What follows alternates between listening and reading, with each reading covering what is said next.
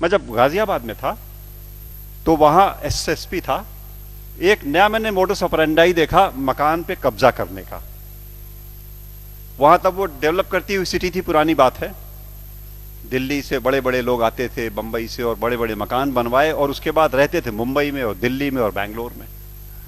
खाली मकान में एक आदमी ने, मैंने मान लीजिए, एक मुकदमा लगाया, राहुल जी को दूसरा फरीक बनाया और कोर्ट में यह दायर किया कि ये मेरा मकान है, राहुल जी ने कब्जा कर लिया।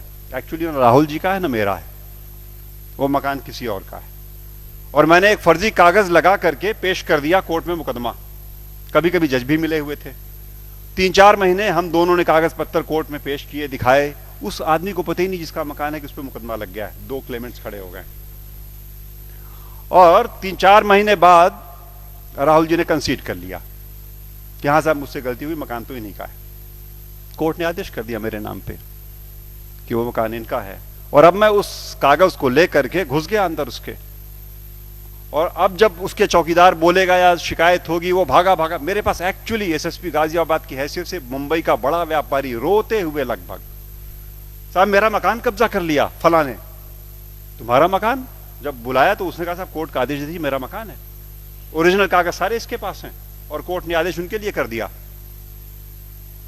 तो एक्चुअली वो निपटाया मामला, जिससे वो अब भी चल रहा है साहब, यूपी में अब भी चल रहा है ये साहब, कि वो खाली मकानों पे कब्जा करने को ये तिकड़म लगा देते हैं। 2 लोग मुकदमा करेंगे और वो आपस में लड़ हार के जीत लेंगे, जिसका है वो बाहर है उस लड़ाई से।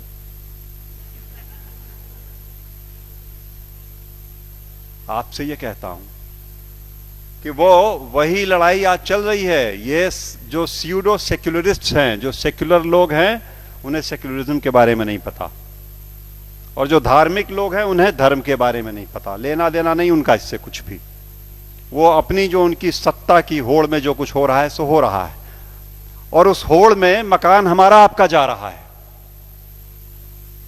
मकान हमारा आपका जा रहा है। ये इस देश, इस समाज में जो कुछ हक हमारे थे, वो हम सब लड़ाई झगड़े में सरेंडर किए बैठे हैं, क्योंकि हम गाफिल हैं।